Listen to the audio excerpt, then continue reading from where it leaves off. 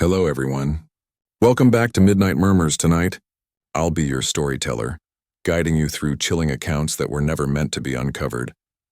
Before we begin, make sure to subscribe for more true horror stories and tell me in the comments where you're watching from and what time it is right now, because once you hear these stories, you might never look at the dark the same way again.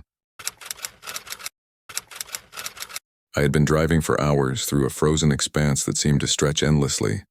White and empty under a sky that stubbornly refused to lighten. The GPS had long since stopped updating, leaving me with nothing but the memory of the map I'd studied back home and the vague promise of a cabin somewhere ahead. When I finally spotted it crouched against the shadows of jagged pines, relief should have washed over me. But it didn't. There was something wrong. The sun, which should have been climbing lazily over the horizon by now, had not appeared. Not a glimmer, not a hint of gold or pink. Just a cold, featureless gray that pressed down on everything, muting the world into silence. The air smelled sharp, metallic almost, and each breath burned like inhaling ice. My boots crunched against the frozen ground as I approached the cabin, the wind howling an urgent, wordless warning through the trees. Somewhere far off I thought I heard a low, animalistic growl, or maybe it was a human voice carried by the gusts. I shook it off, telling myself I was imagining things. Inside, the cabin was untouched but chillingly empty, like someone had left in a hurry decades ago. My fingers traced the worn wooden counter, feeling the lingering cold seep through me. Every creak of the floorboards sounded like a warning. Every shadow danced with intent. I was supposed to be alone here, but I had the growing, sinking certainty that I was not. The night, though not yet technically begun, had already claimed the sky, and something was waiting in the darkness outside, just beyond the pines. The morning, or whatever passed for morning in that unbroken gray, was silent in a way that made the hairs on my neck stand on end. I stepped outside the cabin, my breath curling in thick clouds, and the world seemed both impossibly vast and suffocatingly close at the same time. Snow stretched in every direction, glittering like fractured glass, untouched except for my own footprints. Except they weren't entirely my footprints. Near the edge of the clearing, pressed into the powdery surface, there were other tracks, smaller, erratic, weaving toward the tree line and then disappearing as if whoever or whatever had made them had vanished into thin air. I swallowed hard and forced myself to keep moving, my boots crunching against the icy crust. The tree line flickered in the gray light. Shadows shifted just beyond the edge of vision, teasing the corner of my eye, but whenever I turned, there was nothing. Just the skeletal shapes of birch and spruce swaying, whispering in the wind. I could have sworn I heard faint murmurs, like someone whispering secrets I wasn't meant to understand. My pulse quickened, my heart hammering against my ribs. Maybe it was the wind. Maybe it was me losing my mind. The wilderness itself was stunning. Towering pines draped with snow, frozen rivers gleaming like mirrors. But the beauty felt perverse, almost mocking, as if nature itself was holding its breath, waiting. Every bird call, every crack of ice sounded magnified, like the world had been reduced to a single, tense note. I walked further along the tree line, scanning for anything that could explain the footprints, the shadows, the whispers. Nothing. Yet the feeling that I was being watched refused to leave. I wanted to tell myself I was imagining it, that isolation was twisting my senses, but the creeping dread gnawed at my resolve. Darkness didn't come. It had already arrived, a weight pressing down on the world outside my cabin. The sky remained a uniform gray, as if someone had draped a heavy curtain over the horizon, and the air felt colder now, sharper, almost alive. I tried to light a fire in the cabin, but the logs seemed damp, unwilling to catch. Each spark flared and died, leaving the shadows to stretch and twist along the walls, and for the first time I felt the isolation fully sink into me. Then the sounds began. A soft scrape against the wooden floor, almost imperceptible at first, like fingernails against a wall. I froze, straining to hear over my own shallow breathing. Another scrape, this one closer, and then a thud, low and deliberate, coming from the far corner of the room. I grabbed a flashlight, flicking it around desperately, but there was nothing. Only the uneven boards of the cabin, the empty furniture, the oppressive shadows curling at the edges. My heart thumped against my chest so loudly I thought it would betray me. Outside, something moved. A figure? I couldn't be sure. One second it was there, framed by the faint gray light outside. The next it vanished, swallowed by the snow and trees. I told myself it was my imagination, that the isolation was warping my senses, but the fear didn't fade. Objects in the cabin seemed to shift when I wasn't looking. A chair angled slightly. A curtain fluttered, though there was no draft. I pinched myself, rubbed my eyes, tried to ground myself, but nothing anchored the world. I backed against the wall, gripping the flashlight like a lifeline, listening as the whispers returned, this time sharper, closer, unintelligible but urgent. My survival instinct flared, every instinct screaming at me to run, but the thought of leaving the cabin meant stepping into the unending gray, where whatever watched could strike. I felt my mind unraveling, the line between hallucination and reality blurring, and yet I couldn't stop looking, couldn't stop waiting for whatever it was to show itself fully. The cold seeped deeper into my bones, but the real terror was not the frost. It was the knowledge that I wasn't alone, and that the darkness itself seemed to be hunting me. By the time I realized I couldn't stay inside, the gray light outside had thickened into a blinding, featureless whiteness.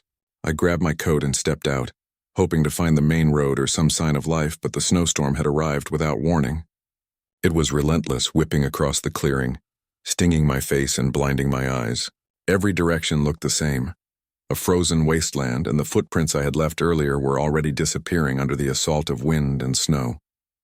I tried my radio, twisting the dial desperately, but all I got was static, a harsh, hissing reminder that no one could hear me.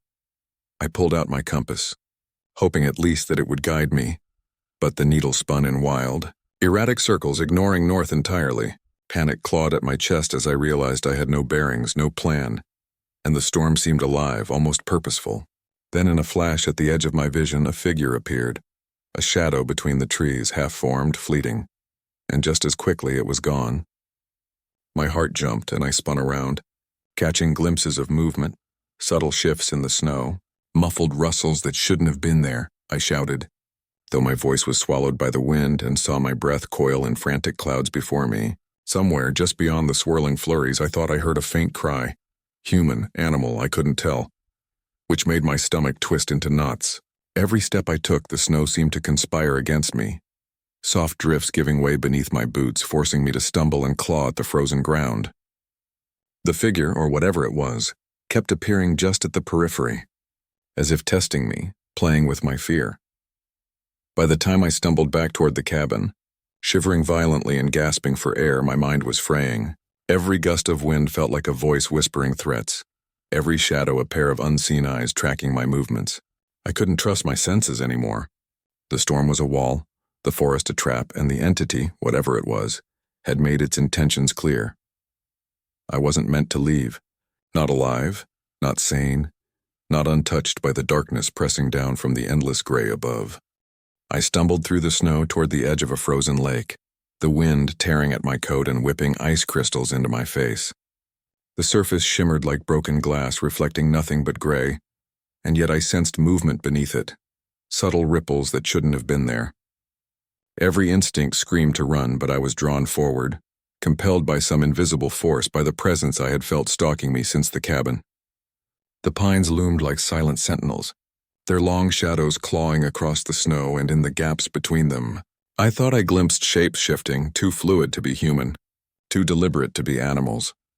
A whisper rose above the wind, faint but distinct, echoing off the frozen trees. My heart pounded so loudly I feared it would betray me, and I pressed my hands against my ears, trying to block it out. Then the snow beneath me cracked. A long, hollow groan, and I froze as a figure emerged at the edge of the tree line. It was tall, impossibly thin, its eyes glinting faintly in the gray light. I wanted to scream, to run, to throw myself into the forest, but my feet were rooted, my mind caught between disbelief and terror. The figure raised a hand, slow, deliberate, and I realized it mirrored my own movements, like a shadow of myself. The whispers grew, forming words I could almost understand. But the meaning slipped away every time I tried to grasp it. In that instant, I felt the truth seep into me. The night wasn't merely long. It was endless. Time had fractured here, warped by something older than the forest, older than the snow. I backed away, slipping on ice, and the figure didn't move, didn't pursue, but its presence lingered, filling the clearing with impossible cold. I turned toward the cabin, hoping to escape, and that's when I saw it. The footprints, countless, surrounding me, leading nowhere, as if the snow itself had conspired to trap me. The wind carried one last whisper, and I understood I was not alone, and I might never be. I finally made it back to the cabin, my legs numb, my lungs burning with each desperate gasp of air. The storm had eased, leaving only a brittle, frozen silence that pressed down on me like a weight. I collapsed against the door, fingers trembling as I fumbled with the lock, half expecting it to be gone, or worse, for someone or something to be waiting inside. The cabin was exactly as I'd left it, but the shadows seemed thicker, curling in corners that had never held darkness before. I sank to the floor, wrapping my arms around myself, trying to force reason back into my fraying mind. That's when I noticed my phone, screen cracked from my earlier stumble. It flickered to life for a brief second, illuminating the room in a sickly glow. The date on the screen made my stomach drop. 20 years in the future. My own reflection stared back at me, pale, hollow-eyed, and I realized I could not trust time or reality anymore. Outside, the wind whispered, carrying that same impossible voice I had heard through the storm. The sun still hadn't risen, and I knew, deep down, that it might never do so. The forest waited, patient and unyielding, and I understood I was no longer simply an intruder. I was part of it now, trapped in a night without end, haunted by the things that had been watching me, waiting. I thought it was going to be just another routine ride, the kind I'd done 100 times before, zipping through frozen trails that wound through the Alaskan wilderness like veins of ice. My snowmobile roared beneath me, its engine the only sound cutting through the oppressive silence, and the wind bit at my face like it knew I didn't belong here. I glanced at the map on my phone, double-checking the route, but that's when I noticed it. A faint, narrow trail that hadn't been there yesterday. I rubbed my eyes, thinking the cold had frozen my vision, but it hadn't. The path snaked into a grove of trees that seemed darker somehow, heavier, like the shadows themselves were alive. Something in me hesitated, a small voice warning me to turn back, but curiosity or foolishness won. I revved the engine and edged forward, the crunch of snow beneath me loud enough to startle the birds I hadn't realized were absent. The trees pressed closer, and the air smelled different here, sharp and metallic. It was unsettling, the way the forest seemed both familiar and impossibly wrong, as if it had shifted overnight while I wasn't looking. And somewhere deep in the stillness I felt it watching, patient, waiting for me to make the next move. I pushed forward, forcing the snowmobile along the trail, but something was off almost immediately. The engine stuttered once, then twice, coughing like it was struggling against an invisible weight. I slammed my glove against the throttle, praying it was just the cold messing with the fuel, but each time I thought it would roar back to life, it hesitated, sputtering like a dying heartbeat.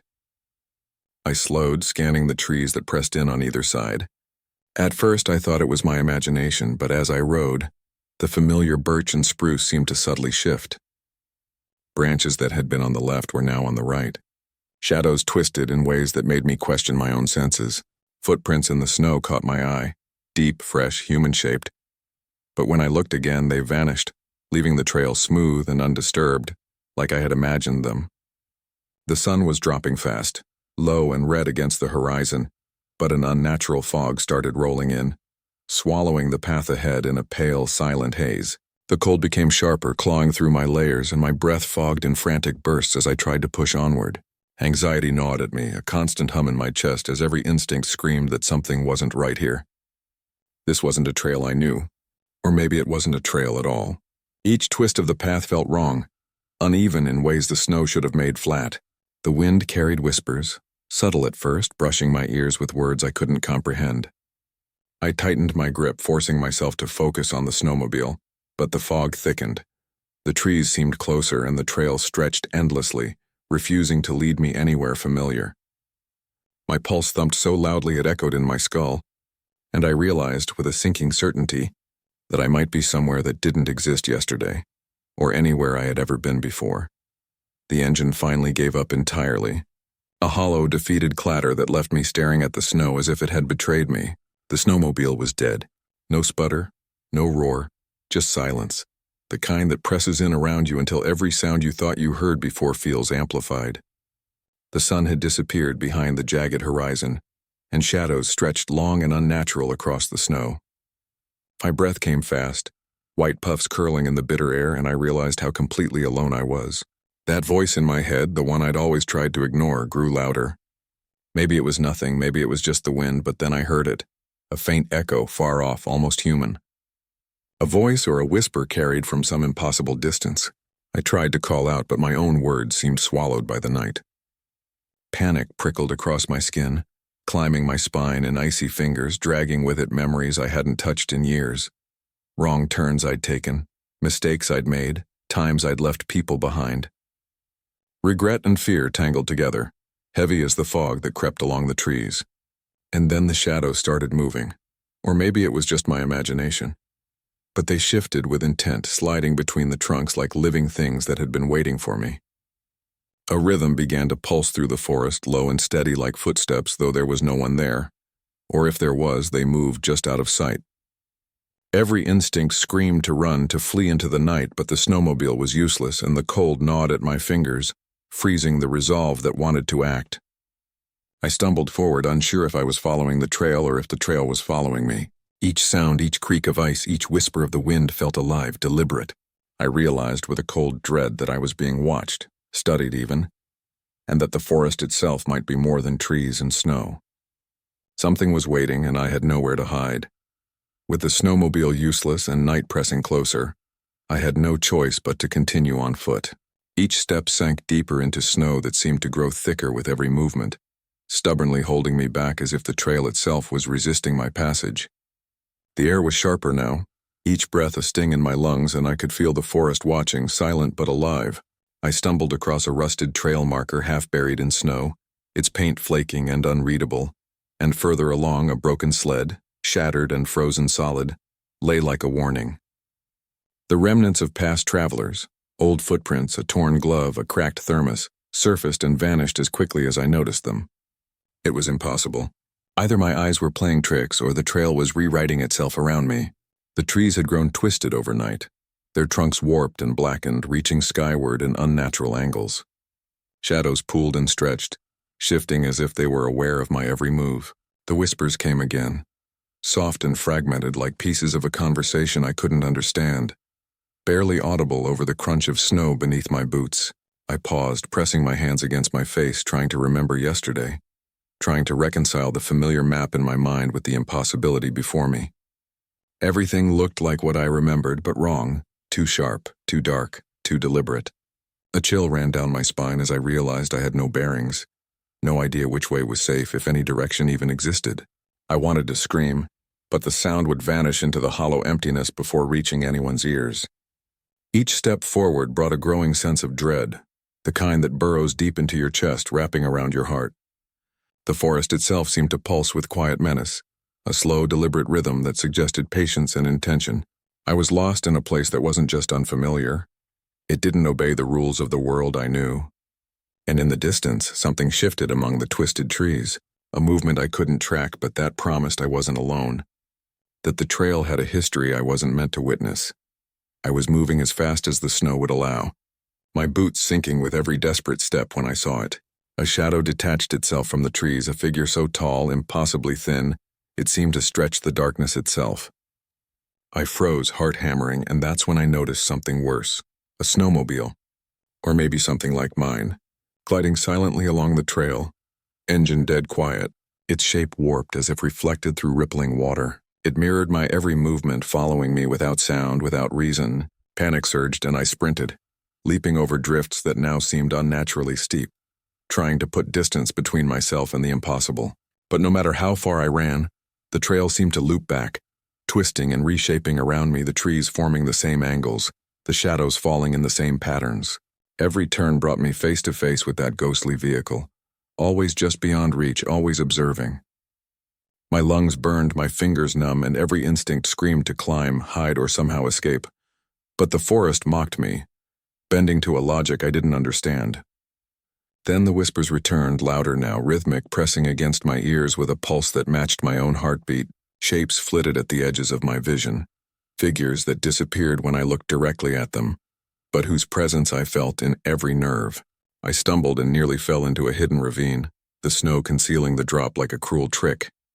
For a moment I thought of giving up, letting the forest claim me, but some stubborn, unreasoning part of me kept moving forward. My own shadow felt foreign, stretching wrong against the snow, and I realized that the trail itself had become a predator, Bending time, bending space, bending reality around me. Every instinct, every rational thought failed as the cold pressed into my bones and the forest pulsed with quiet menace. I was utterly alone, yet not alone. Whatever haunted this place wasn't just in the shadows. It was in the snow, the trees, the air, the very shape of the trail. And I was trapped in it, running not toward safety, but toward something I couldn't name, something I wasn't sure I wanted to survive. Shadows moved in the corners of the cabin where no light reached, flickering just out of sight. My own reflection no longer existed. The panes showed only their faces, crowding, pressing, merging into the air I breathed. Every time I blinked, I expected to see one standing over me. It wasn't about the windows anymore.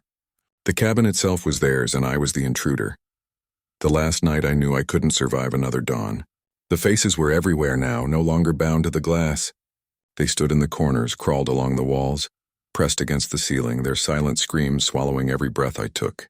I could barely think, barely breathe, but one thought burned through the fog of terror. I couldn't let them have me.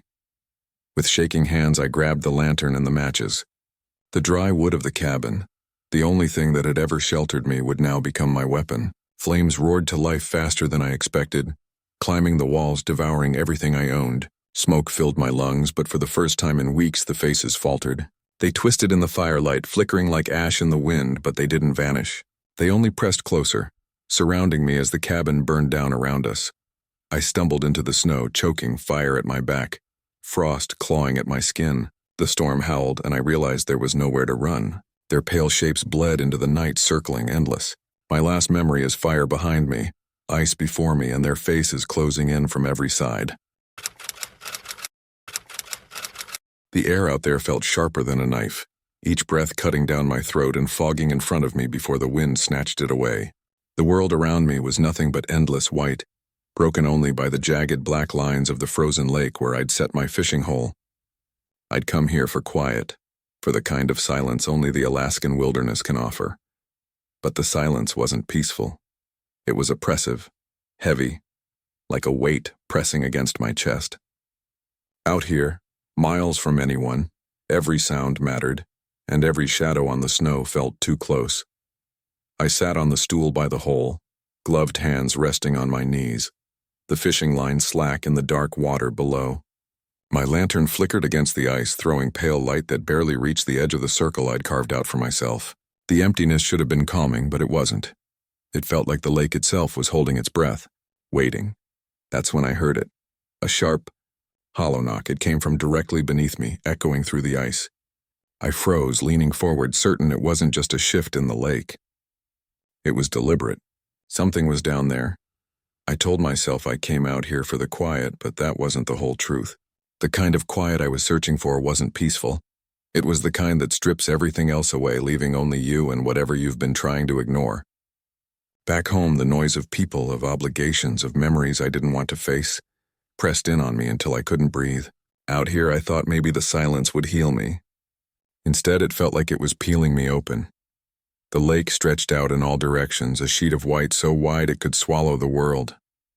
The wind screamed across its surface, slicing at my cheeks through the scarf, making my eyes water. Every shift of the ice carried a warning, a groan, a crack, reminding me that one wrong step could send me plunging into a frozen grave. I tried to ignore that and focus on my line, on the hope of catching something that proved this trip wasn't pointless. But then I heard it again, the knocking, not faint this time. It was measured, rhythmic, like knuckles rapping on a door. Tap, pause, tap, tap, longer, louder, purposeful. My stomach twisted. It wasn't the sound of ice settling. It wasn't random. I leaned over the hole, lantern trembling in my hand as the light shimmered on the frozen surface. The sound traveled up through the ice, vibrating through my boots. Something alive was beneath me, something that knew I was here. Fear should have sent me packing, but instead it rooted me in place. My breath fogged the lantern glass as I strained to listen, unable to pull away. The silence afterward felt worse than the sound, like whatever it was had paused to see if I'd respond. And against all reason, I stayed. The knocks didn't fade. They grew bolder, sharper, as if whatever was down there wanted me to know it wasn't going away. I dropped to my knees, gloves crunching against the frost, and pressed my ear flat against the ice. The cold burned through the fabric, numbing me instantly, but I ignored it. At first there was only silence, then, God help me, I swear I heard breathing. Slow, steady, muffled through the thickness of the lake. Then came a whisper, too faint to catch but unmistakably human. My pulse hammered so loud I thought the ice itself would crack beneath it. I jerked back, heart racing, staring into the faint shimmer of water below. For a split second something shifted like a shadow darting past. But there were no fish in this part of the lake. Not in this season. I rubbed my eyes, convincing myself I imagined it. But when I looked again, ripples stretched across the surface beneath the frozen sheet, moving as though something stirred. Folklore crept unbidden into my mind. Old Alaskan stories I'd heard as a kid. Tales of spirits trapped beneath winter lakes. Souls of hunters and travelers who wandered too far and never came back. They said the ice could hold them like glass until loneliness drove them mad. The wind howled harder. My lantern guttered, shadows dancing erratically over the snow. Behind me, the sled creaked as if something had shifted my gear, though I hadn't touched it. I spun around, light trembling in my hand, but nothing moved. Still, the feeling sank deeper into me. I wasn't alone. The knocking resumed, sharper, faster, and this time I swore I heard it forming a rhythm, almost a pattern, like a message. The sound burrowed into my skull, each strike echoing louder than the last, until it felt as if the ice itself was speaking directly to me. Every instinct screamed at me to leave, but I stayed frozen in place, unable to tear my eyes from the lake, waiting for the next sound, the next shadow, the next sign that something below wanted out. The knocking turned savage, each strike rattling through my boots until it felt like the ice itself was trembling beneath me.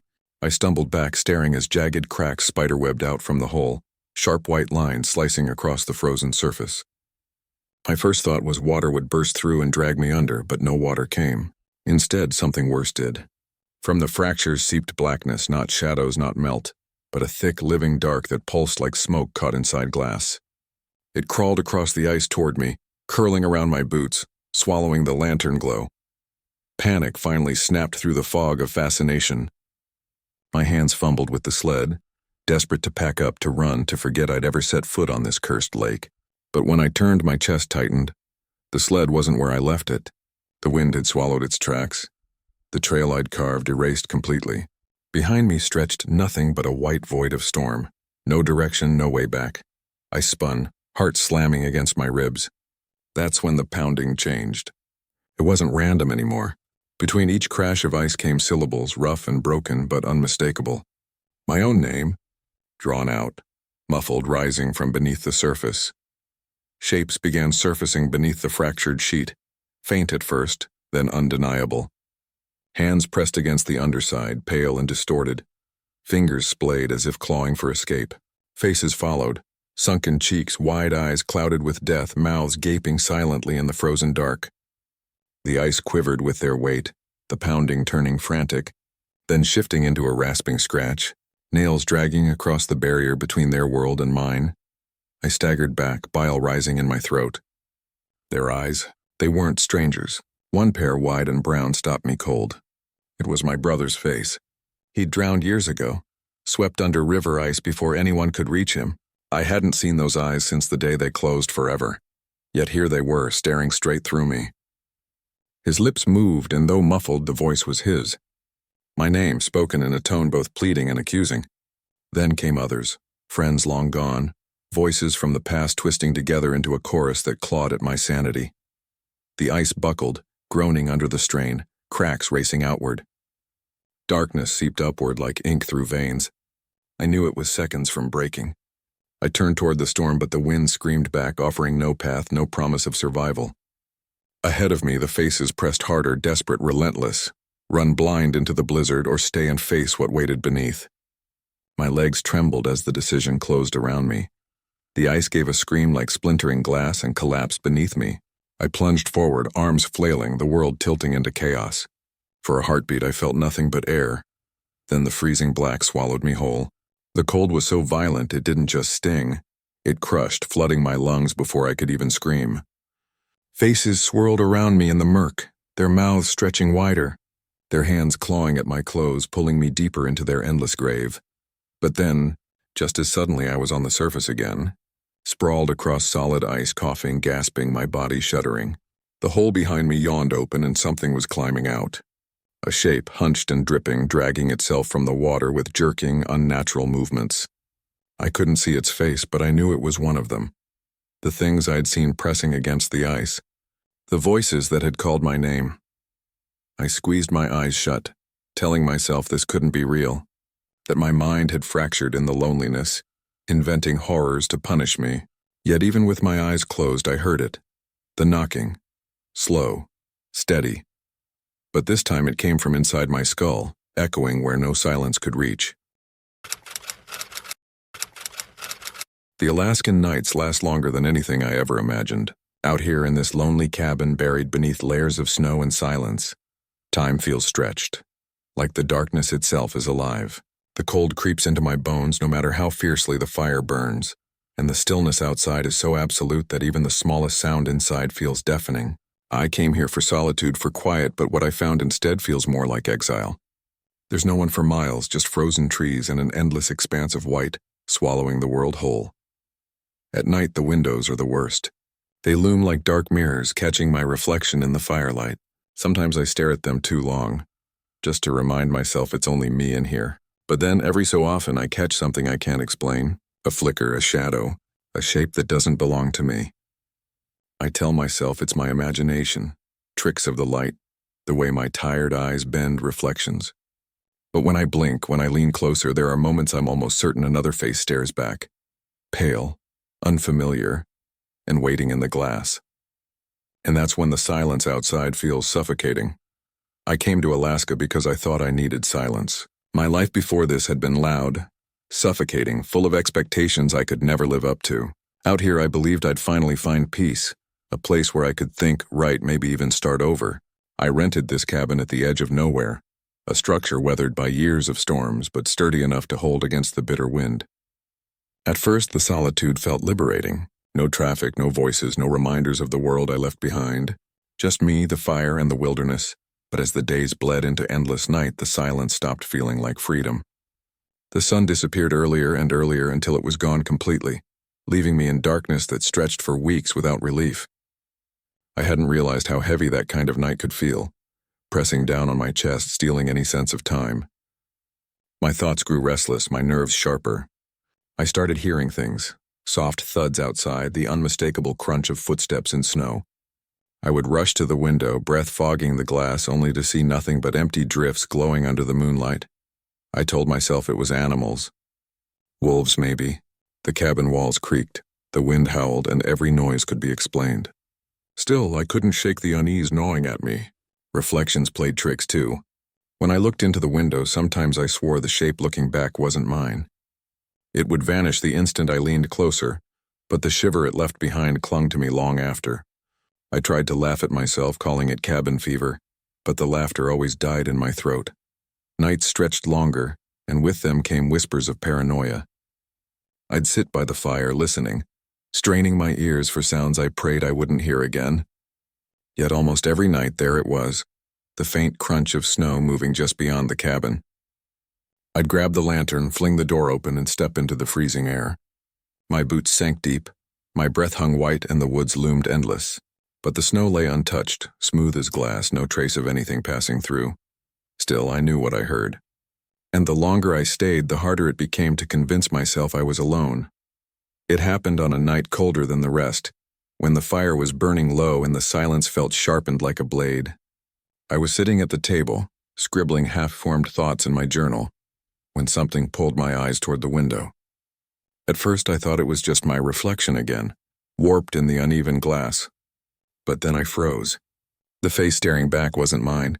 It was pale, too pale, with hollow eyes that didn't blink and lips pressed tight in an expression that felt less human than it should have. My breath hitched, and in that instant I knew I was being watched. I grabbed the lantern and flung the door open, rushing into the night with my boots sinking deep into the snow.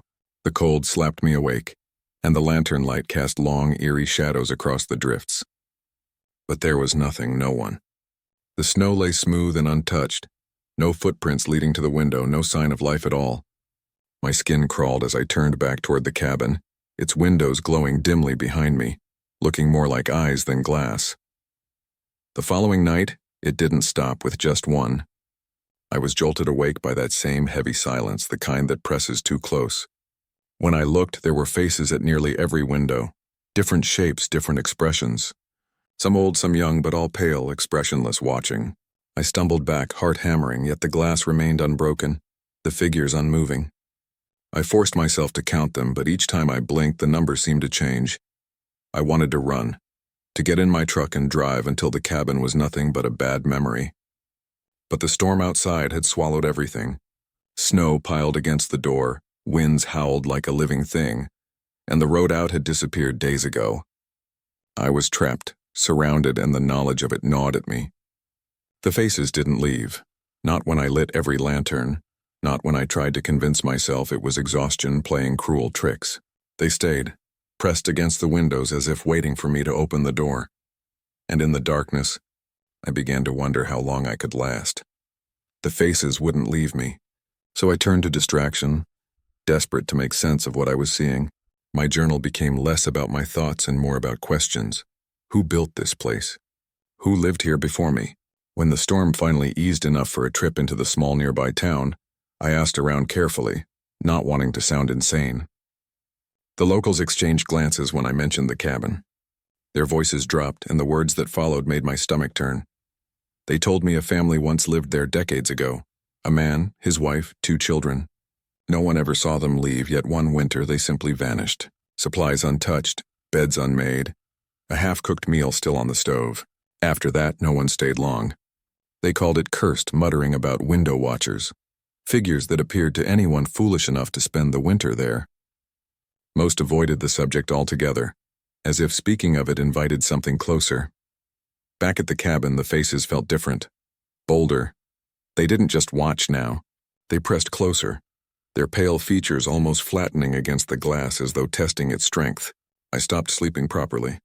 Each time my eyes closed, I jolted awake with the certainty someone had finally made it inside. My nights were a blur of pacing, of checking each window again and again, convincing myself the locks were still in place. But exhaustion was wearing me thin. Sometimes when I stared too long, I thought I saw their mouths moving. Slow, deliberate, like they were trying to form words I couldn't hear. Other times I felt certain I recognized one of the faces, though I couldn't place from where.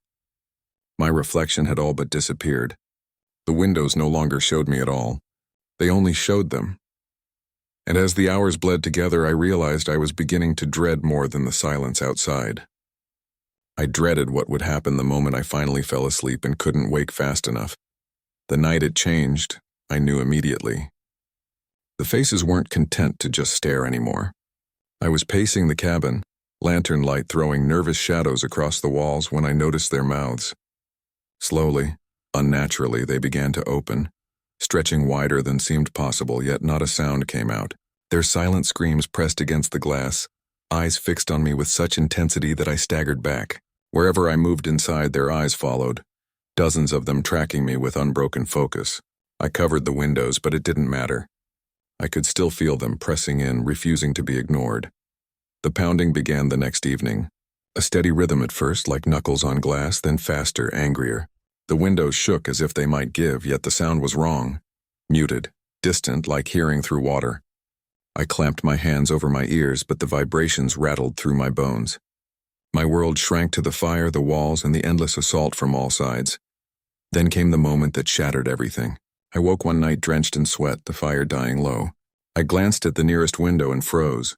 Frosted handprints smeared the inside of the glass.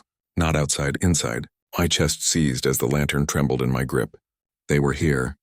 They had crossed over.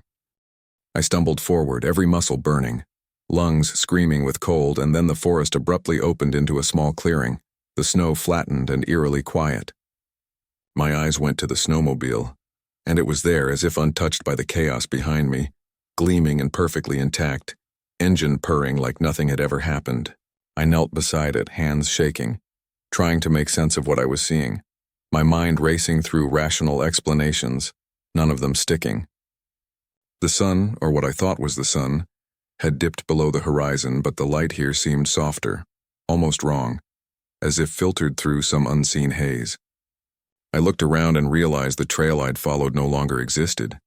There were no twisted trees, no looming shadows, nothing to indicate I had just survived something that defied logic. Even the footprints in the snow had vanished.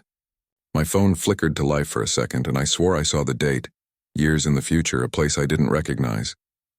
A shiver ran down my spine. Had I been here before or somewhere I shouldn't have been at all? I revved the snowmobile, hesitant, unwilling, and felt a strange pull beneath me. Like the forest itself was holding its breath, waiting. I didn't know if I was escaping or being drawn deeper into whatever had been hunting me. All I knew was that the trail, the whispers, the shadows, they weren't gone. And I couldn't tell if they ever would be. I don't know if I ever really made it out of those woods or if what followed me that night is still with me now. All I know is that in the middle of the Alaskan wilderness, alone in a tent, I heard something circling me until the sun finally rose. The silence of the snow should have been peaceful, but instead it felt suffocating, like the world itself was holding its breath. Every sound carried for miles in that frozen emptiness, the crack of shifting ice, the groan of trees straining under their own weight, even the blood rushing in my ears, the cold bit deeper than I imagined possible, the kind that gnawed at bone and made each breath feel like shards of glass tearing through my lungs. But it wasn't the cold that kept me awake. It was the crunch of footsteps, measured, deliberate, unbroken, pressing into the snow just beyond the thin fabric wall of my tent. Round and round all night long, I told myself it was an animal, a trick of the wind, anything but what it truly felt like. Because the prints weren't random. They formed a circle, and I was trapped inside it. People always ask me why I went out there alone. The truth is, I don't have a single clean answer. Part of me wanted the silence to escape the constant noise of my life back home. Another part wanted to see if I could survive it. The raw, unforgiving wilderness of Alaska, a place where the world still feels ancient and untouched. I told myself it was about photography, about chasing the northern lights and capturing something no one else could. But underneath, I think I wanted to be swallowed by something bigger than myself, to feel how small I really was. When I first arrived, it was everything I imagined.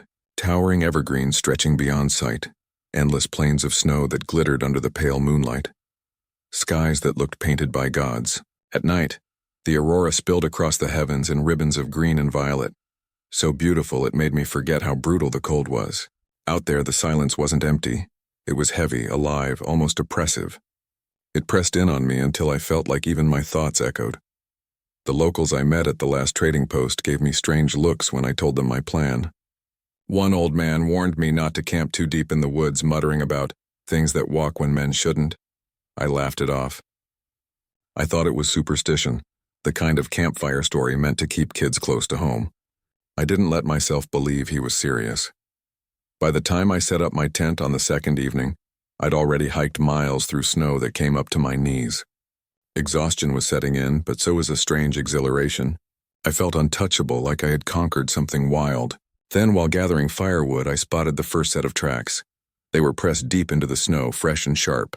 At first, I thought they belonged to a wolf, but as I studied them, the size unsettled me. Too large, too long.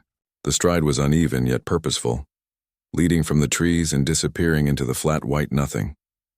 My breath caught in my throat. I told myself it was nothing. Just snow playing tricks. Still, a part of me couldn't stop looking over my shoulder as night crept in. That first night in the tent should have been nothing unusual. I'd pitched camp in a clearing, zipped myself into the cocoon of my sleeping bag and listened to the wind tear through the trees. The canvas walls rattled with every gust, and I kept telling myself it was just another night in the wilderness. But the longer I lay there, the more I felt it, like eyes pressing against me through the fabric. The kind of unease you can't reason away. I tried to drown it out with the rhythm of my own breathing. In, out, in, out. But then came the crunch. Faint at first, muffled under the storm, but undeniable. Snow compacting beneath deliberate steps. I froze, straining to hear. Crunch, pause, crunch, slow, steady, circling. My mind raced for explanations. A moose? A wolf? Maybe even the wind shifting loose snow. I clung to anything rational. Anything that didn't mean I was trapped inside a thin sheet of nylon while something moved just outside. Eventually, I forced myself to unzip the flap a few inches and peer out with my headlamp. That's when my stomach dropped. The prints were there, clear as day despite the blowing snow. Human, barefoot, toes splayed, heels sunken deep, walking an impossible path around my tent. The beam of light traced them in a perfect ring, no beginning, no end. I pulled back inside, my heart hammering, and sat frozen in the dark. Every crunch confirmed it wasn't my imagination. More steps, more circles. The snow should have swallowed them, but instead the tracks seemed to multiply, each one fresh, crisp, untouched by the storm. I told myself to stay calm, but the circle grew tighter with every pass. The thin nylon sagged inward with the gusts, and for a terrifying moment I imagined a hand pressing through, reaching. I pressed my fists against my knees, trying to steady my breath, but the thought wouldn't leave me. Who or what walks barefoot in an Alaskan blizzard, miles from anything? And why were they circling me? I kept telling myself it had to be a trick, maybe some local messing with me, or maybe I was so exhausted that my brain was inventing things in the white silence. I tried to reason through it. No one would wander barefoot in sub-zero temperatures, not out here. No one could survive it, and yet every time I closed my eyes, the crunching pulled me back, slow and deliberate, circling, circling, circling. I shoved my face deeper into my sleeping bag, praying sleep would take me, but it never came. Instead, the sound sharpened, as if whoever or whatever it was wanted me to know they were still out there. And then I noticed something else. The steps never overlapped. Every pass was placed with eerie precision, weaving a ring tighter and tighter around me, like a ritual dance in the snow. The wind screamed against the trees, but beneath it I swear I heard whispers, low, fragmented words slipping through the storm. I held my breath, straining to make them out, but the moment I tried, they vanished, replaced by the crunch of endless feet. Shadows moved against the walls of my tent, stretching long, unnatural shapes even though my lantern was off. I pressed my hands over my ears, but nothing drowned them out. For one fleeting second, I considered bolting, grabbing my pack, running blind into the frozen dark. But I knew what that would mean. Out there, I'd lose the trail in minutes. The cold would claim me before dawn. Staying put felt like a death sentence, but leaving was worse. I sat there trembling, every muscle tight, caught between terror and paralysis. And with each pass of those unseen steps, I realized something chilling. It wasn't just one set of prints anymore.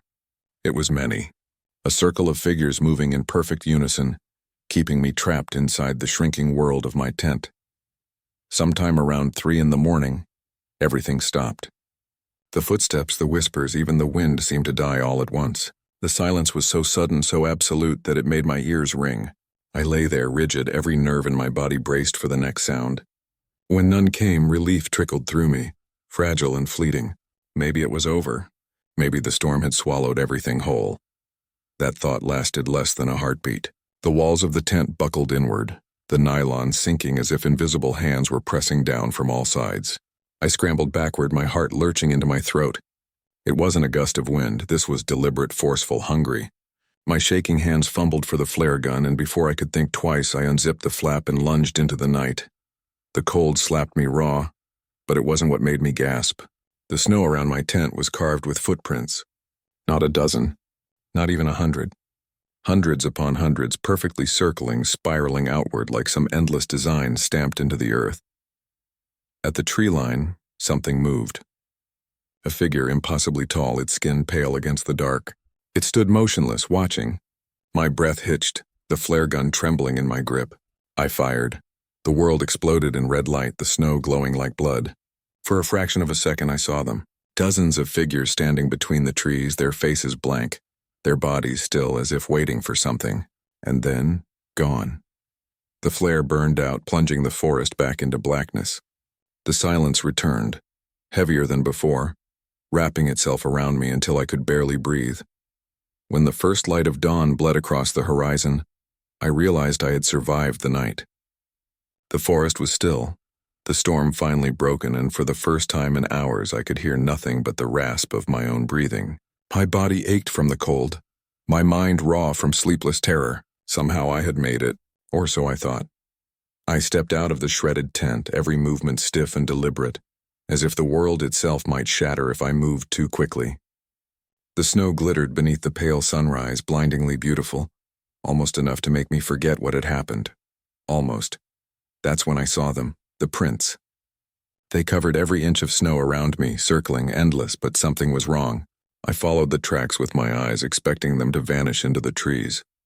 They didn't. Every single one led inward, converging on the exact spot where my tent still sagged in the snow. My chest went hollow. They hadn't left. They had come in.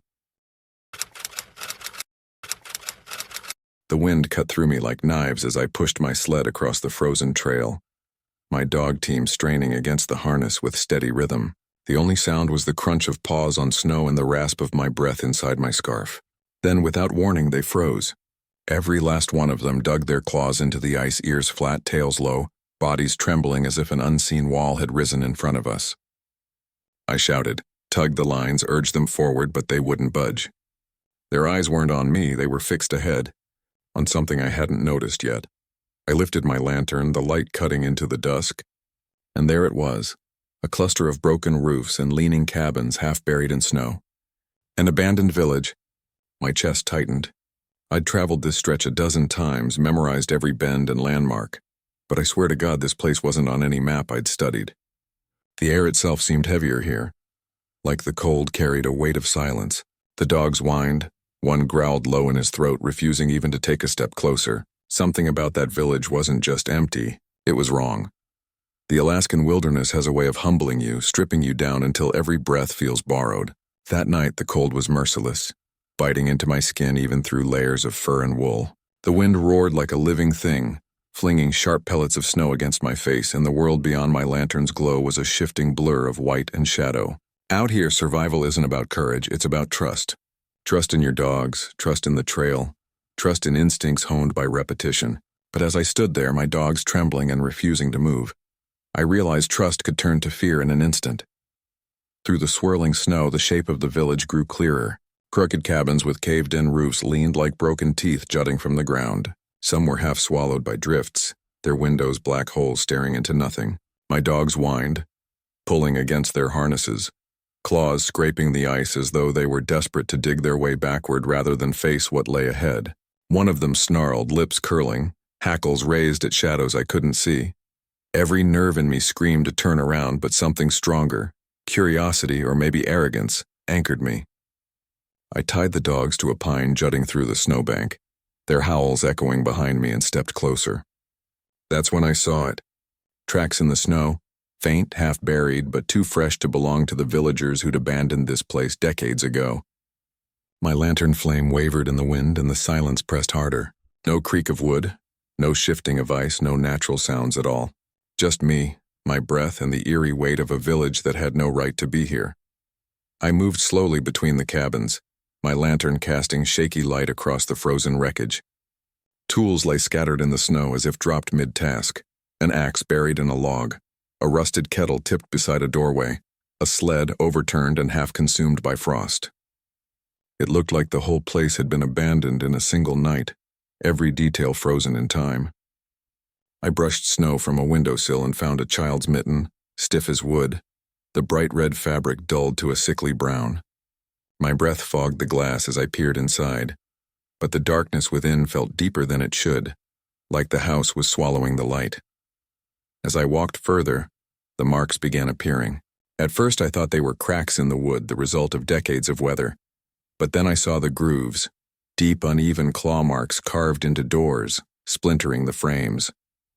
Something had raked across these walls with violence, leaving scars too wide for wolves and too high for bears.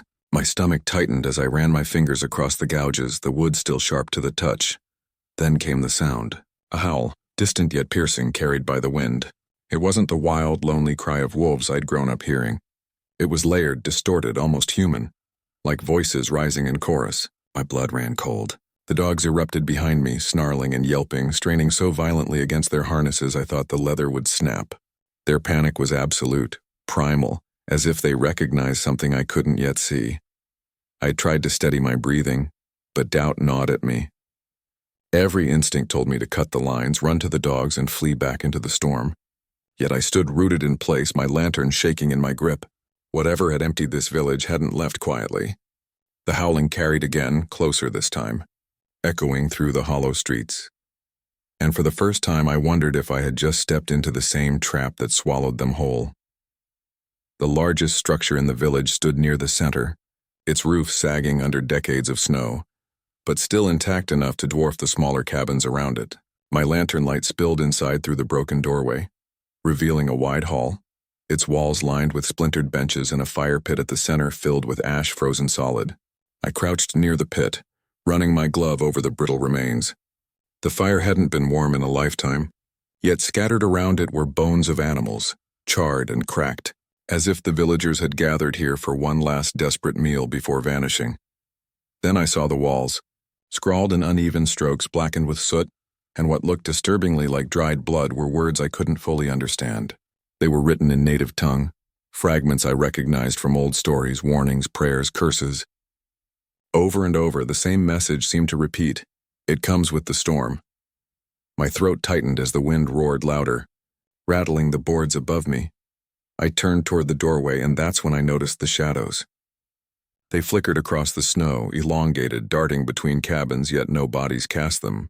The howls came again, closer this time, not one but many, layered voices that almost formed words, their cadence chillingly human. Every rational thought screamed to leave, but the storm rose like a curtain, the sky a swirling wall of white that erased every path I'd come from.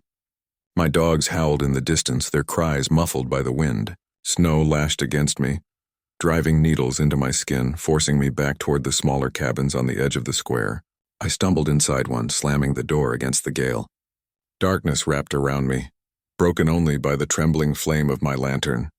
My pulse pounded in my ears as I realized what the villagers must have known, that whatever haunted this place wasn't a beast of flesh and blood. It was older, hungrier, and it thrived in storms like this. The cabin groaned under the weight of the storm, every gust rattling the boards like skeletal fingers drumming against wood. I pressed my back to the wall, lantern flickering on the table beside me when the first sound came. Scratching. Faint at first, then deliberate, claws dragging slowly along the planks. My breath caught. The storm should have drowned out everything, yet the noise was sharp, close, unmistakable. Then came the whispers, threaded through the wind, voices rising and falling in a rhythm too purposeful to be random. I pressed my palms to my ears, but they seeped through, carrying words I almost understood, as if spoken just beyond comprehension. Footsteps circled the cabin, crunching across the snow, pausing, then continuing, deliberate and taunting. My pulse hammered as I turned toward the window. For a moment, the frost-streaked glass reflected nothing but my lantern's glow. Then something moved. A warped silhouette, tall, bent unnaturally, face smeared in shadow. I blinked and it was gone. The dogs outside, once frantic, fell into sudden silence. Not calm, empty as if their voices had been stolen. Desperate for distraction, I tore through the cabin, searching for anything useful. My boot struck a loose board in the floor, and beneath it lay a weathered journal, its leather cover stiff with ice. I flipped it open with shaking hands, the pages brittle but legible. The entries told of fear mounting in the village, of rituals performed nightly, chants, offerings, fire kept burning to ward off something ancient that came with the storms. The last pages were frantic, ink-smeared and words slanting. We grew tired. The fire went out. It found us. My lantern sputtered, and I realized I was holding the same silence they had once feared. When dawn finally broke, the storm relented as if it had never been there at all. The silence that followed was crushing, but it was a silence I welcomed. I shoved the door open, snow spilling into the cabin, and staggered out into a world washed in pale light.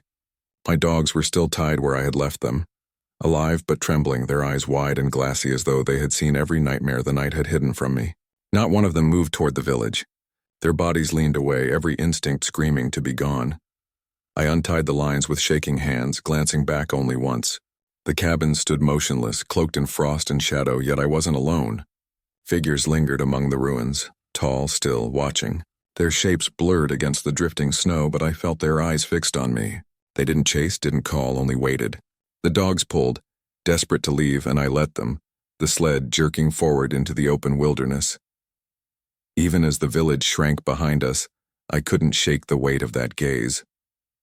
The storm had ended, but the silence stayed with me, and I don't know if it ever truly let me go.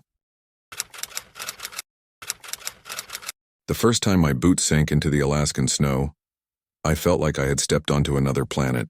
The air was sharp enough to cut, the silence so complete that even my breath seemed too loud. I was there on a research expedition, charting magnetic irregularities across the tundra, but almost immediately something felt wrong. My compass, the tool I trusted above all, betrayed me. At first, the needle spun lazily as though caught in some unseen current. Then suddenly it jerked and locked in one fixed direction. No matter how I turned, it refused to point north. It wanted me to look elsewhere. I laughed it off at first, blaming solar flares, faulty equipment, anything that would make sense. But as I shifted my weight, I noticed it. A faint tremor beneath the ice. Subtle but steady, like the earth itself was breathing. I froze, pressing my gloved hand to the ground, and I swear I felt it pulse. Slow, deliberate, unnatural. The tundra stretched out empty and endless, yet my compass was certain. It pointed not toward safety, not toward home, but straight into the white abyss where something unseen was waiting. And in that moment, I knew I wasn't alone. Alaska felt endless, like the sky and the ground had swallowed the horizon. The tundra stretched in every direction, white and merciless, a frozen sea that seemed to have no shore. My breath crystallized in the air, vanishing into silence so deep it made me feel like I'd stepped into a place the world had forgotten. Our team was small, just 3 researchers sent to chart magnetic anomalies, carrying instruments that clicked and buzzed against the stillness. On paper, it sounded ordinary, routine fieldwork, but nothing about this place felt routine. The land itself seemed to watch us. During the day, I tried to keep my focus on the data, but the compass in my pocket betrayed me. No matter where I stood or how I turned, its needle refused to point north. It twitched, jittered, then always pulled back toward one invisible spot. At first, I thought it was faulty, but every time I checked, it insisted, stubborn and precise like a finger pointing into the abyss. At night, the silence pressed harder. The canvas walls of the tent did nothing to block the unease creeping in. Lying in my sleeping bag, I would hear it, soft at first, almost like imagination. A slow thud beneath the ground. Then another. Too steady to be ice cracking. Too deliberate to be chance. The earth was carrying a rhythm, deep and patient, like something vast shifting far below. I told myself it was nothing, but in my chest I knew. The tundra was alive with something I couldn't yet see. The next morning, I gave in to the pull. I couldn't ignore the compass any longer. Eric, my colleague, reluctantly came with me, though he mocked my obsession with a grin that didn't quite hide his unease. We harnessed the sled and followed the needle into the emptiness, trudging mile after mile across a land that seemed to stretch forever yet never change. The farther we went, the stranger it became. We came across fissures in the ice where warm breath hissed upward, steaming against the cold air. Eric muttered something about geothermal activity, but his voice lacked conviction.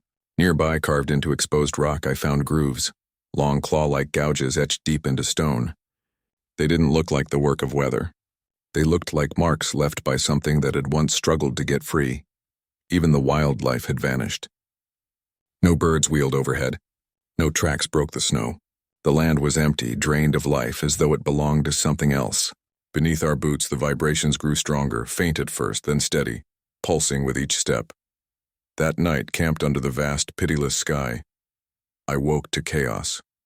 The ground shifted violently, the tent wall snapping as the ice groaned beneath us. I pressed my ear to the frozen ground, heart racing. What I heard was not ice breaking. It was a sound that didn't belong to the earth. A deep, slow exhale as though something colossal was breathing beneath us. Eric dismissed it with a nervous laugh, but I could see fear in his eyes. And I couldn't shake the thought that whatever it was waking.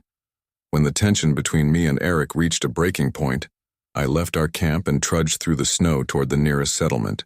It wasn't much, just a handful of cabins huddled against the wind, their chimneys coughing smoke into the endless gray sky. Inside one of them, I found an old trapper hunched by the fire, his face creased like weathered bark, his eyes dull yet sharp enough to pierce through me. When I mentioned the compass, his whole demeanor changed. He didn't laugh, didn't question it. Instead, he leaned closer, his voice lowering as though even the flames might overhear. He called it the sleeper beneath. He said the earth here wasn't solid, not truly. Beneath the frozen crust, something ancient and immense rested in silence, breathing slow as centuries. Every few lifetimes the land stirred. Hunters disappeared without trace. Sled dogs froze mid-step and refused to cross certain plains. Booms like distant thunder rolled through the snow, steady as a heartbeat. The stories weren't myths to him, they were warnings. He told me men who followed the pull of the land never returned the same if they returned at all. I left his cabin shaken but not deterred. The warning gnawed at me, but the compass felt heavier in my pocket as though it demanded obedience. Eric wanted to abandon the project entirely. He said we had enough data that no discovery was worth gambling our lives on. His voice shook when he spoke of the exhale we'd heard, though he refused to admit fear outright. I argued back, insisting this was the kind of anomaly people spent their lives chasing. Our words cut deeper than either of us intended, turning silence into a wall between us. That night, lying awake, I stared at the canvas of our tent, feeling the faint vibration beneath me, imagining the trapper's words, a heartbeat in the snow, dogs refusing to pass, hunters swallowed whole by the ice. Eric rolled away from me, unwilling to speak. I wanted to believe he was wrong, that fear had clouded his judgment. But the truth was, obsession had already claimed me. Whatever was out there, whatever was sleeping beneath the tundra, I had to see it with my own eyes. I returned to the tundra alone. Eric had refused to come, his fear outweighing loyalty, and I didn't blame him. Still, I couldn't walk away. The compass tugged at me like a chain around my neck, its needle rattling toward the same unyielding direction.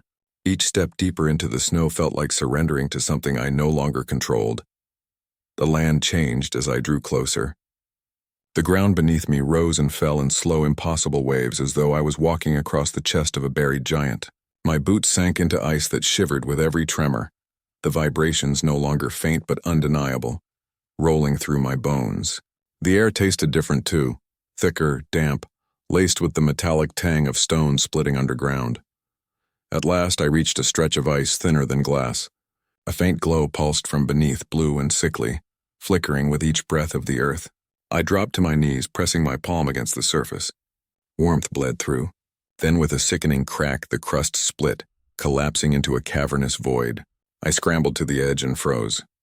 Below me was not emptiness, but movement. Something vast shifted in the darkness, its bulk stretching farther than my eyes could follow. I caught glimpses only in fragments, a sweep of scales glistening in unnatural light, a ridge that might have been bone, and then, horrifyingly, an eyelid. Closed, but twitching as though caught in some restless dream.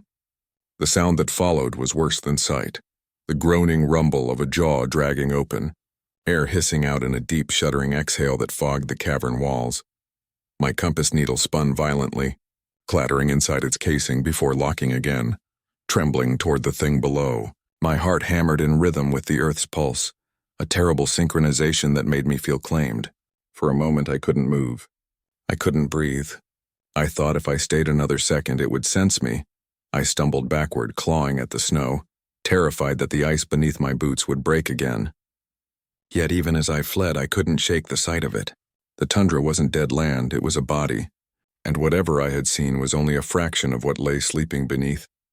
I ran until my lungs burned, until the muscles in my legs screamed with every step, but the sound followed me, the slow, rolling thud of something alive shifting beneath the tundra. The night swallowed me whole, stars burning faintly above as if they too were keeping their distance. I collapsed beside the sled, my hands shaking so violently I could barely unclip the compass from my coat. The needle twitched like it was possessed, rattling in frantic circles before snapping back, locked again on the same direction. Always back to where it slept. Always back to what I'd seen. I wanted to smash it, to bury it in the snow and never look again, but I couldn't. The truth was, even through my terror, a part of me still burned with need. What if I hadn't seen its whole body? What if I'd only glimpsed the edge of something far greater? The ground trembled once more, softer this time, almost like a warning, or maybe a promise. I don't know if I escaped that night or if I simply bought myself time. Because even now the compass won't rest. And somewhere beneath the ice, the sleeper is no longer dreaming. I jolted awake to the sound of nothing. That was the first thing that unsettled me, absolute silence. Out here in the Alaskan wilderness, you get used to the crackle of ice shifting, the groan of trees in the wind, or at the very least the lonely whistle of air sliding across the snow. But tonight there was nothing. It was the kind of silence that presses against your skull, making you feel like the world has stopped breathing. I sat up in bed, the cold already seeping through the thin walls of the cabin. My breath hung in the air, a faint cloud dissolving too quickly. Something wasn't right. I grabbed the lantern from the nightstand, thumb trembling as I lit the flame, and the dim glow stretched across the log walls. That's when I felt it. Eyes. I didn't hear them. I didn't smell them. I felt them. I crept to the window, heart thudding in my throat. And there they were, a ring of wolves circling the cabin, their eyes glowing in the frost-hazed dark. But they didn't move. They didn't snarl. They didn't even blink. They just stood there watching me, like they'd been waiting all along. I hadn't always lived like this, cut off from the rest of the world. A year ago I was buried in city noise, suffocated by the constant hum of traffic, people, and responsibility. Alaska had seemed like an escape, a place to clear my head after everything that had happened. Some people called it running away, but I called it survival. The cabin was small, barely more than 4 walls and a roof, but it was mine. Out here I woke each morning to frost glittering on the window, chopped my own wood, melted snow for water, and cooked whatever I could catch or carry. It was hard, sure, but the silence felt like a balm compared to the chaos I'd left behind. The wilderness taught me rhythm. Sunlight dictated my days, darkness my nights. I learned to listen to the creak of trees, to track storms by the wind, to respect the dangers of ice and predators.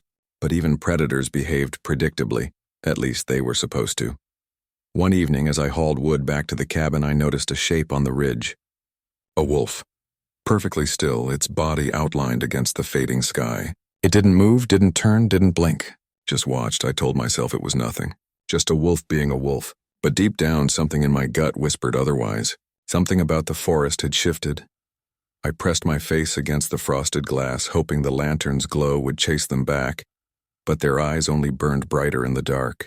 Dozens of them stood in a perfect circle around the cabin, bodies rigid, jaws clamped shut, not a sound rising from their throats. Wolves don't act like that. They prowl, they pace, they growl, but these things just stared, unblinking, as if carved from the night itself. Panic rose in me. I grabbed the old cast-iron pan from the stove and slammed it against the wall. The clang rattled my teeth, but outside nothing changed. I flicked on the floodlight rigged above the porch, expecting them to scatter into the trees. But instead the glow washed over their still faces, eyes glinting like shards of glass. Not one of them flinched. With shaking hands, I loaded the rifle, fired a single shot into the air. The crack split the silence like thunder, echoing across the frozen valley. Snow fell from the trees. And still nothing. No twitch, no snarl, no retreat. I scrambled for the radio, twisting dials, begging for static, for anything. Dead air. My sat phone wouldn't even power on, and that's when the thought struck me. What if they weren't wolves at all? Regret hit harder than the cold. I had chosen this isolation, convinced myself solitude was healing. But staring into those endless eyes, I realized maybe I hadn't escaped the world. I'd exiled myself right into its nightmare. I rubbed the frost off the window, trying to convince myself I was imagining things. But when I looked again, the circle wasn't the same. They were closer, not by steps, not by tracks, but as if the snow itself had shifted them forward. One moment they were yards away, the next their paws nearly touched the porch. Yet the untouched snow between us told me they hadn't moved at all. My chest tightened. I backed away, but my eyes caught on one figure directly outside the window. A wolf, larger than the rest, its face pressed close to the glass. It didn't breathe, didn't blink. Its pupils seemed to swallow the lantern light, and the longer I stared, the more I felt like something was staring through me, peeling me open from the inside. I tried to shake it off, but my thoughts tangled with half-forgotten warnings. Months earlier, a hunter had told me about the Watchers, spirits older than the trees, that borrowed the shapes of animals but never blinked. If they fix their gaze on you, he'd said, they're already inside. I laughed at him back then, called it superstition. Now those words clung to me like ice. The cabin felt smaller, the walls closing in with every breath. My own reflection in the window seemed to blur, shift, and for a terrifying moment I wasn't sure if I was awake or dreaming. My mind frayed at the edges, and I realized I wasn't just trapped in my cabin. I was trapped inside myself. I couldn't take the suffocating stillness any longer. Grabbing my coat, I slipped out the back door, praying the hinges wouldn't scream.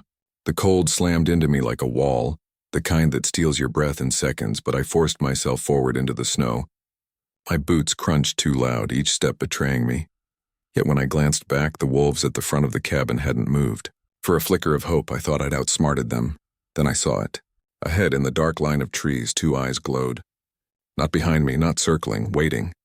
No tracks, no path cut through the snow. Just the impossible presence of another wolf, standing where nothing had stood seconds ago. My stomach dropped. I broke into a run, lungs burning as the cold knifed down my throat. Every time I looked up, there they were again. Eyes gleaming from the ridges, from the hollow trees, from places they could never have reached in time. They didn't chase. They appeared. Always ahead, always watching. And then I saw it, a shape towering above them, larger than any beast should be. Its outline rippled, half human, half something else, draped in shadow. The wolves closed in, not attacking, but steering me toward it. That's when it hit me. They weren't hunting me. They were studying me. My legs gave out before I realized I'd stopped running. I collapsed into the snow, chest heaving, every breath like shards of glass. The circle tightened, glowing eyes flickering against the dark, and in the middle of them that towering shadow loomed. It bent unnaturally, shoulders too broad, limbs stretching longer than human but not quite animal either. The wolves held back, their stillness more terrifying than teeth, their patience endless. I dragged myself upright, stumbling toward the only place that felt like safety, my cabin. But when its outline finally came into view, something was wrong. The door I had locked tight now stood open, swaying gently as though inviting me inside. My heart pounded so hard I thought it would split my ribs. Behind me, snow shifted. One of the wolves had stepped forward. For the first time all night, its expression changed. It blinked, just once, slow and deliberate like a mask slipping. The illusion cracked, and what stared back at me wasn't a wolf at all. I froze, unable to scream as the shadow moved closer. And in that final moment I understood I hadn't been surrounded. I'd been chosen.